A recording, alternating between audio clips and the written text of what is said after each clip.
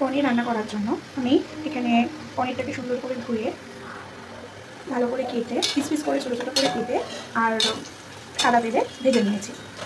আর এখানে একটা আলুকে ছোটো ছোটো করে কুচি কুচি করে কেটে ভালো করে জলে ধুয়ে আমি সাদা তেলে একটু ফ্রাই করে নিচ্ছি।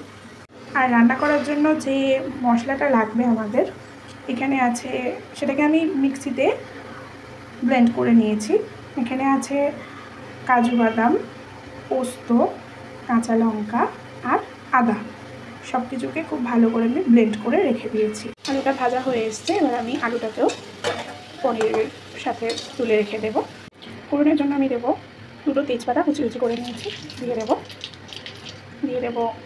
দিয়ে দিচ্ছি গোটা গরম মশলা। এখানে 2টো এলাচ, দারচিনি আর লবঙ্গ আছে, দিয়ে দেবো।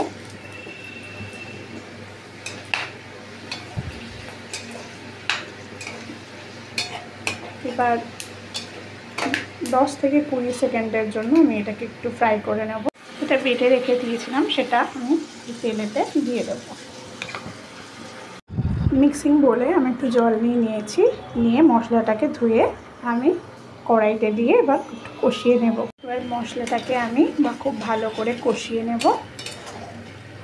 এবার কষাতেই আমি এতে পরিমাণ মতো নুন আর পরিমাণ মতন চিনি আমি মিশিয়ে নেব। পরিমাণ মতো নুন আর চিনি দিয়ে দিয়েছি, দিয়ে খুব ভালো করে আমি মিশিয়ে নেব। সব কিছুকে মিশিয়ে নিয়ে আমি এবার একটু একটু করে গরম জল অ্যাড করব। আমি গরম জল অ্যাড করে দিয়েছি। আচ্ছা, গ্যাসটাকে লো ফ্লেমেই রাখতে হবে। এবার আমি আস্তে আস্তে ভেজে রাখা পনির আর আলুগুলোকে এটার মধ্যে দিয়ে দেব। এবার খুব ভালো করে মিশিয়ে দেব।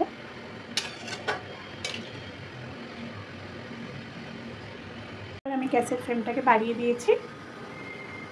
এবার ফুটে এলে ওপর থেকে ঘি আর গরম মশলা গুঁড়ো দিয়ে নামিয়ে নেব। ফুটে এসেছে,